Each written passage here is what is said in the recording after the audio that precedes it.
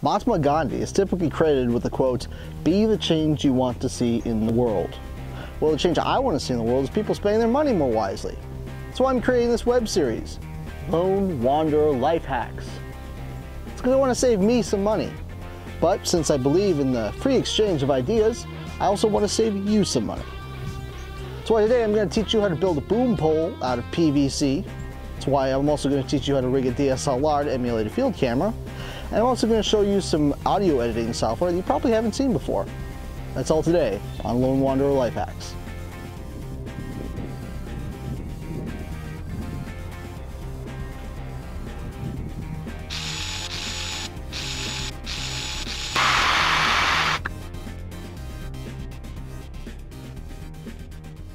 This is the version I'm basing it off of. It's a K-Tech KE89cc aluminum boom pole with internal coiled cable. 3-pin bottom exit. It's got twist lock extensions. It's also $179.55. I don't think so. Here's what you're going to need. A 1" by 5" PVC pipe. You're also going to need a 1 1/4" by 5" PVC pipe. You're going to need a 30-foot 3-pin XLR cable. You can buy these online. You're going to need a pool noodle. Make sure the interior hole is about 1" in diameter. 2 1/4" wing nuts, 2 1/4" by 2.5" machine screws, 2 3/8" square hooks. Take the larger pipe, that's the 1 1/4" one, and measure out 3 feet. Cut off the end. Use sandpaper to clear the hole. Repeat the process with the 1" pipe. Grab a drill and use a bit the same size as your hook. On the larger pipe, that's the 1 1/4" pipe, measure out 6 inches. This is where you're going to put in your hooks. Hooks are for the wire rack. Use some kind of awl to start the holes before you drill. Otherwise, the drill will just slip off. Put the hooks in the holes you just drilled and twist them so that they're facing in opposite directions, straight up and down the length of the pipe. Switch to a 1/4" bit and drill a hole directly above the hooks you just put in. Drill all the way through the pipe, both sides. You should be able to stick the screw all the way through both holes. Test the hole with one of your screws. At the top of the pipe, repeat the process. Repeat the process as many times as you want along the length of the pipe.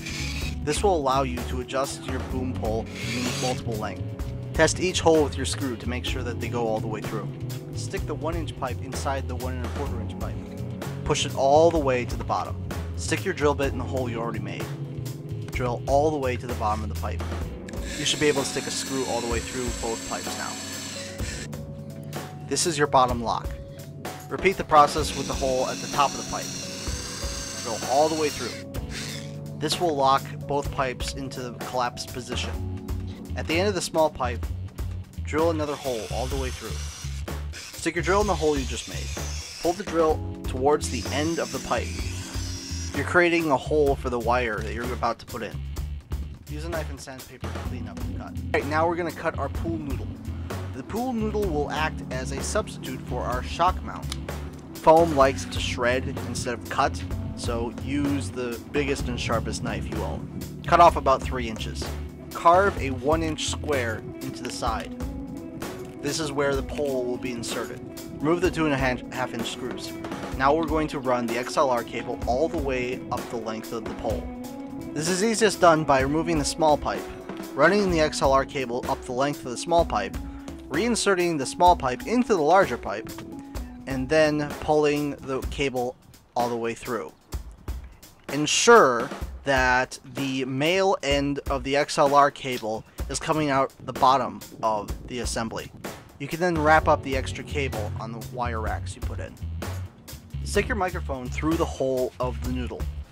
Then stick the pole into the hole you carved into the side of the noodle. Then wrap it up with duct tape. Use a ton. The reason you stuck the microphone into the hole is because you want it to fit correctly. You'll be able to pull the microphone out once you're done. I recommend duct tape because it's cheaper and more effective than using a mess of hot glue. Congratulations, you've built yourself a boom pole out of PVC. This DIY boom pole is actually slightly superior to the original. For one, it's got more cable, so you might not need to run an extra cable between you and the mixer. For two, it's got a shock mount that is created by the pool noodle. This means that you shouldn't hear any rattling around of the cable inside the tube. So there you go. You built yourself a $180 boom pole for about $22. How's that for a life hack?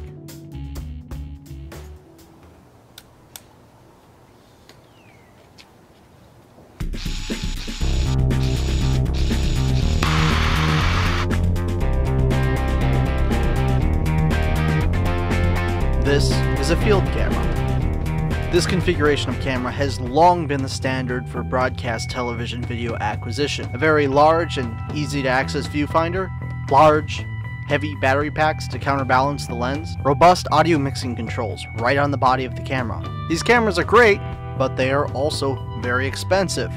Expensive in the tune of $2,500. But if you don't have $2,500, you could always, I don't know, rig your DSLR to emulate this camera. When you buy a camera like the Sony HVR S720U, you're buying the sum of its parts. And its parts are as follows. A viewfinder with an eyepiece, so that you can quickly find your shot in the darkest environments or in the most bright.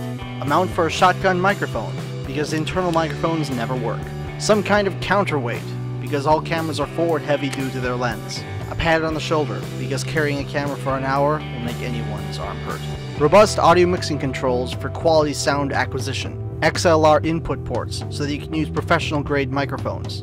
I'm going to show you how to emulate a field camera using a DSLR. For the purposes of this video, I'll be using a Canon T5i.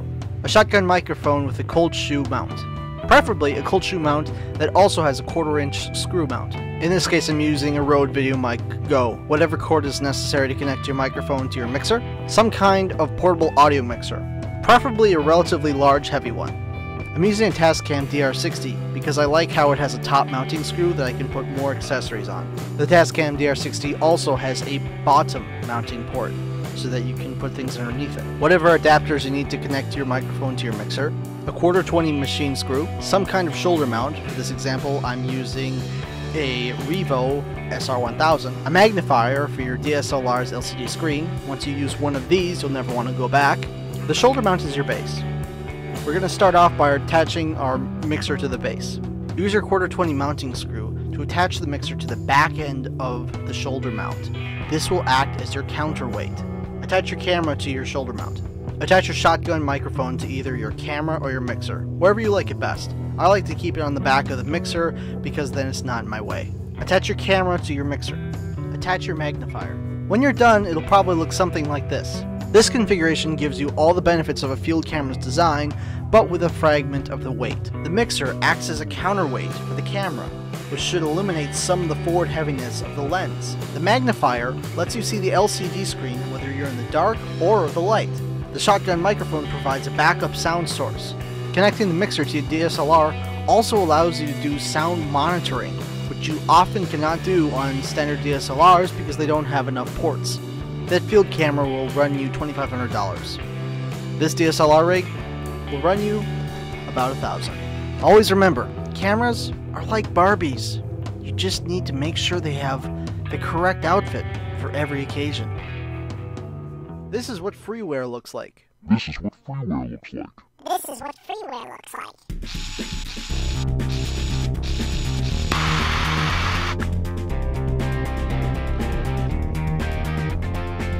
Sound mixing is 50% of any video production, and it's the 50% that doesn't get as much love.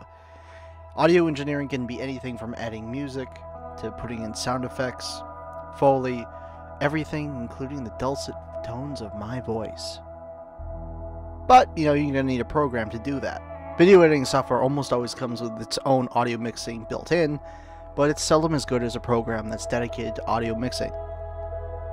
Some of the industry standards are examples such as Avid's Pro Tools and Adobe's Audition. Unfortunately, these programs are also relatively expensive. Avid Pro Tools is $25 a month. Adobe Audition is $20 a month. Also available as part of the Adobe Creative Cloud. Now, what if these things just aren't in your budget? Well, then you can flip over to Audacity. Audacity is a free open source digital audio editor and recording computer software application, available for Windows, Mac, Linux, and other operating systems. I know that's true because I found it on Wikipedia. Audacity is open source, so anyone can download it for free at any time. Just search for Audacity on your browser and go to audacityteam.org. There on the main page of the site is a download link for your operating system of choice. Just click on the installer you want and save. Audacity has all the tools you would expect from an audio mixing program, including multi-track recording, pan controls, volume and solo settings. You can really do anything in Audacity that you could do in Pro Tools or Adobe Audition. Audacity isn't going to win any beauty contests, and it's less user-friendly than Pro Tools or Adobe Audition. But the price is right. This is what freeware looks like. This is what freeware looks like. This is what freeware looks like.